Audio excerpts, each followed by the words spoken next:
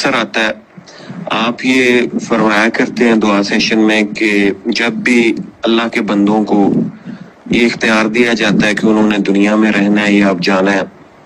تو ان میں سے زیادہ تر جو ہیں وہ جانے کا فیصلہ کرتے ہیں، کچھ ٹھہرنے کا کر لیتے ہیں، اور ان میں سے چند ہیں جو یہ فیصلہ کرتے ہیں کہ جو آپ کی رضا.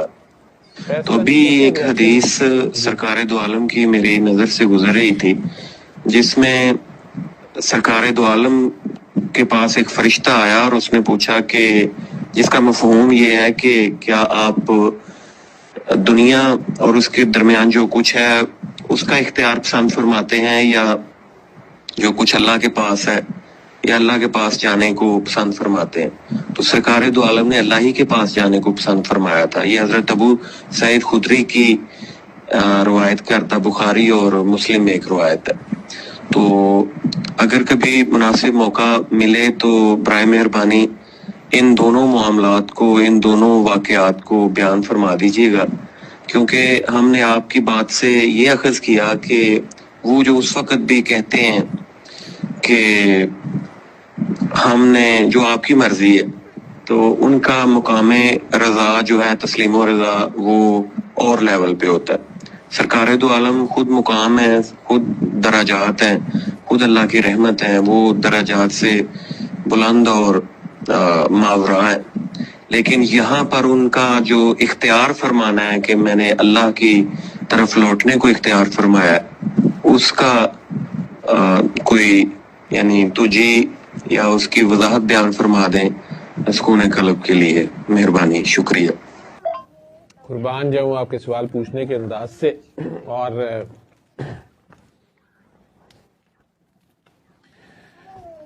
خیر باقی آپ سمجھ گئے میری خاموشی سے آگے میں نے کیا کہا.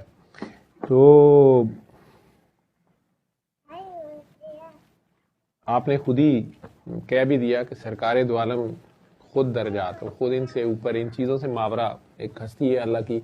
وہ جس کے بارے میں یہ ہے اقبال کا شعر، یہ وہ جگہ ہے کہ خدا بندے سے خود پوچھے بتا تیری رضا کیا ہے. ٹھیک ہے، تو سرکار کو یہ اب ہماری امت کو سوچنا، یہ ہمیں سوچنا ہے ایز اے امت، کہ سرکار کو یہ پتا تھا کہ جب تک نبی موجود ہوتے ہیں اپنی قوم میں، قوم پہ عذاب نہیں آتا.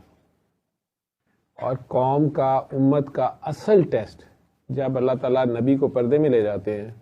تو قوم کا اصل ٹیسٹ شروع ہوتا ہے کہ جو میسج انہیں دیا گیا وہ اس پہ قائم رہتے ہیں کہ نہیں.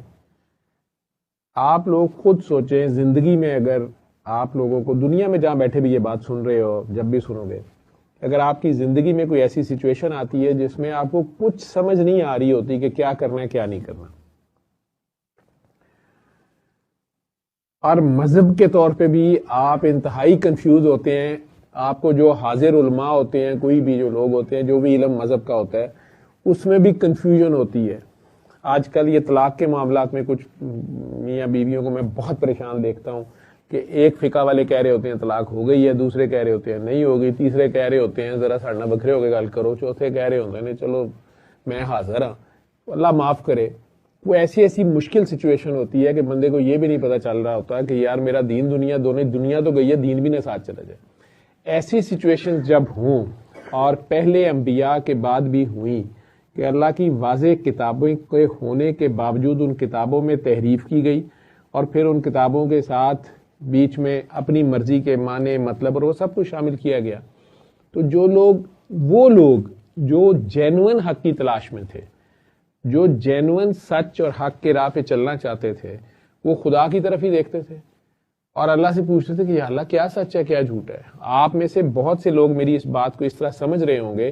کہ وہ کسی ایک خاص فرقے کے گھر پیدا ہوتے ہیں، ان کو شروع میں بتایا جاتا ہے، زیادہ سخت فرقے بازی ہوتی ہے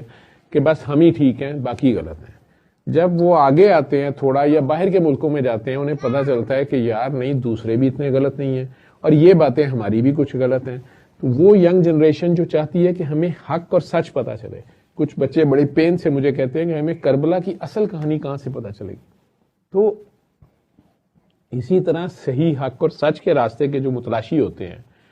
ان کی طرف اگر واقعی ڈیوائن طرف سے میسج آئے، اللہ کا نبی آ جائے اور یہ چیزیں واضح ہو جائیں، اور پھر نبی بھی کون ہے؟ سرکار دو عالم. اور کلام بھی کون سا ہے؟ قرآن مجید. فائنل چیز آ جائے اور کہہ دیا جائے کہ اس میں اب چینج بھی نہیں ہونے دی جائے گی, یہ ایسے ہی محفوظ رہے گا آخر تک. ٹھیک ہے, تو آخر میں بھی آنے والوں کے پاس یہ بہانہ نہیں ہوگا کہ ہمیں تو جی تحریف شدہ کتاب ملی, ہمیں آدھی کتاب ملی, ہمیں پورا میسج نہیں ملا. نو وے. تو پھر عذاب لازم ہو جاتا ہے جب اس کتاب کے اللہ کے واضح حکم کے ہونے کے باوجود, جیسے پچھلے دنوں میں کسی کو کہہ رہا تھا, اس نے کہا کہ اگر اللہ ایسے کر دے گا تو پھر کیا ہو جائے گا, اللہ میاں اگر میری بات مان جائے. اللہ نے اس کا قرآن میں بھی اشارہ دیا ہوا ہے. حضرت عیسیٰ علیہ السلام کے, آئی تھنک اگر میں غلط نہیں ہوں, سورہ مائدہ میں شاید کہیں ہے کہ حضرت عیسیٰ کے بھی ساتھیوں نے کہا کہ ہمیں کھانے میں خاص چیز اگر دی جائے جس طرح یہودیوں کی ڈیمانڈیں تھیں, تو اللہ کی وہاں بھی بات آئی کہ انہیں کہو کہ اگر اس کے بعد یہ ڈیویٹ کریں گے تو پھر سزا بھی اتنی سخت ہوگی. حالانکہ حضرت عیسیٰ مردہ زندہ کر کے دکھا رہے تھے, مٹی سے پرندہ بنا کے اڑا دیتے تھے, کوڑی کو ٹھیک کر رہے تھے, اس کے باوجود ان کے ساتھی کہہ رہے ہیں جی خاص کے ان کا کھانا اگر آ جائے. تو اللہ کی آگے سے جو بات ہے وہ بڑی سخت ہے کہ انہیں کہو کہ یہ بات تو ابھی ہو جائے گی, لیکن اس کے بعد اگر انہوں نے ڈیویٹ پھر کیا, اور یہ آپ کے سامنے ہے کہ حضرت انسان نے بار بار ڈیویٹ کیا اللہ کا میسج آنے کے بعد, تو نبی کریم صلی اللہ علیہ وسلم کو یہ پتا تھا کہ میرے بعد اب نبی بھی کوئی نہیں ہے, میں نے پردے میں ہونا ہے, میسج یہ موجود ہونا ہے, انہوں نے ڈیویٹ کرنا ہے, میری قوم پہ عذاب آ گیا تو کہانی ختم. کیونکہ عذاب جو ہوتا ہے اس میں اور آفت میں فرق ہے. آفت آ جائے گی, یہ بہت بڑا طوفان آ گیا, زلزلہ آ گیا, کچھ مر گئے, کچھ بچ گئے, کچھ دوبارہ سے کام شروع ہو گیا. عذاب جہاں آتا ہے سب کچھ وائپ آؤٹ کر دیا جاتا ہے. تو اب سرکار دو عالم سے کہا جا رہا ہے کہ آپ نے ابھی رہنا ہے یا آنا ہے. ٹھیک ہے, وہ کہیں اللہ سے دور تو نہیں تھے. اس دنیا میں ظاہریت اسی حیات میں رہنا ہے یا آنا ہے. میسج تو پورا ہو گیا, ہماری طرف سے آپ کی ڈیوٹی پوری ہو گئی ہے. ٹھیک ہے, تو آپ کو اختیار دیا جا رہا ہے کہ آپ نے اپنی لائف گزارنی ہے. آپ نے ان کے درمیان, آپ بڑے خوش ہیں, فتوحات ہو گئی ہیں, امت اتنی بڑھ گئی ہے, ان کی مزید ٹریننگ کرنی ہے, آپ نے کچھ بھی کرنا ہے, جیسے بھی آپ کی مرضی ہے. تو سرکار کو یہ پتا ہے کہ میرے جانے کے بعد ڈیویشن ہوئی تو یہ سارے کام خراب کر دیں گے. تو سرکار اللہ سے آگے سے وعدہ لے رہے ہیں یا کہہ رہے ہیں کہ میری امت پہ عذاب نہ آئے. تو وہ جو ابھی کہہ رہی تھی کہ اب انا عطینا کل کوثر میں ہمارے لیے کیا ہے, تو کہ ہم نے تمہیں پاکی عطا کر دی, آپ کو ہم نے عطا کر دی, لیکن شرط کیا ہے؟ فصلی لربی کا ونحر,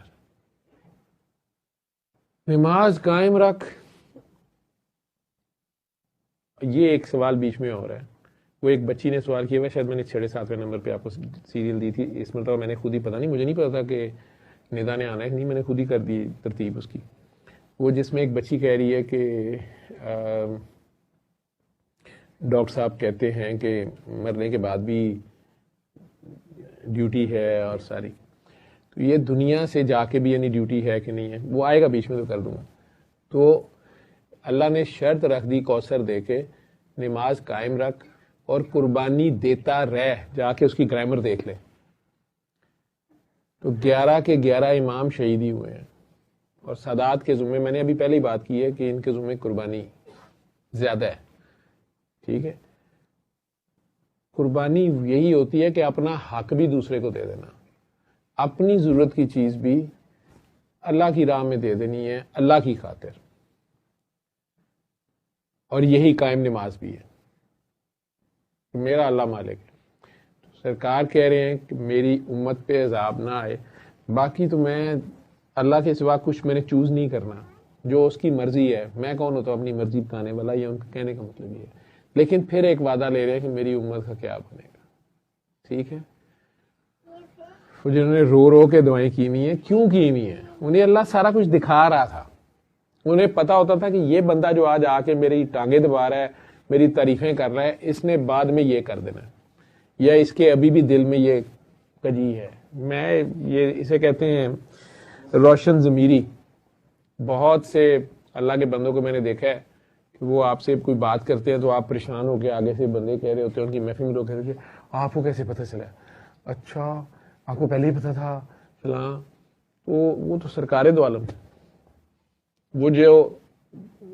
10-12 منافقوں کے نام بتا رہے تھے، آپ یہ دیکھیں کہ وہ ایسی حیا والے ہیں، وہ بھی اس وقت بتائیں حضرت حذیفہ کو، حضرت حذیفہ ہی تھے آئی تھے جو حضور کے رازدار تھے، صحیح نام یاد ہے مجھے، میں کچھ اور ہی کر گیا ہوں، اور دوسرے حضرت عمار یاسر، وہ تبوک سے واپسی پہ، یرموک سے یا تبوک سے واپسی سے انہیں کہا کہ یہ اس گھاٹی میں سے گزرتے ہوئے تم لوگوں نے میرے ساتھ رہنا ہے،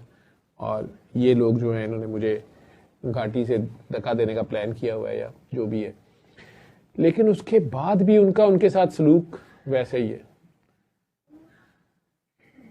حتیٰ کہ ان لوگوں کی اگر ڈیتھس ہوتی تھی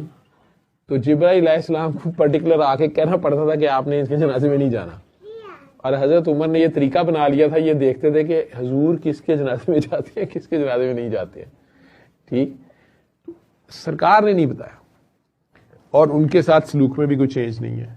حالانکہ یہ انہیں پتا ہے کہ کافر مسلمان ہو سکتا ہے،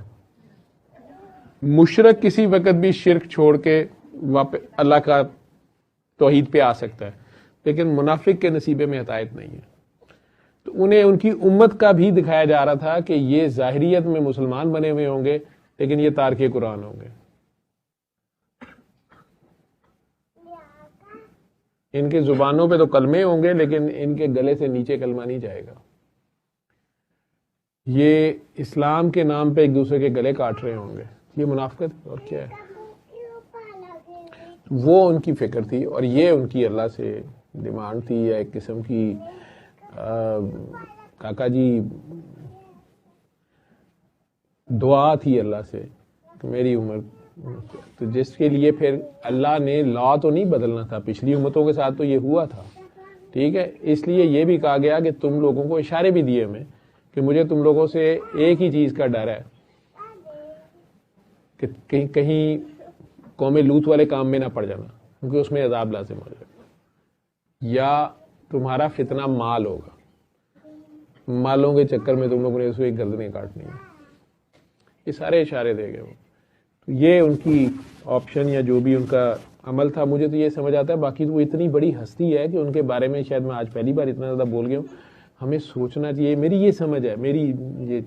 چھوٹی سی عقل سمجھ ہے، مجھے یہ سمجھ آتا ہے کہ وہ ہماری جو انہیں فکر تھی یا ایک ان کا پیار تھا اپنی امت سے، اس میں ان کا یہ کہنا تھا اللہ کریم سے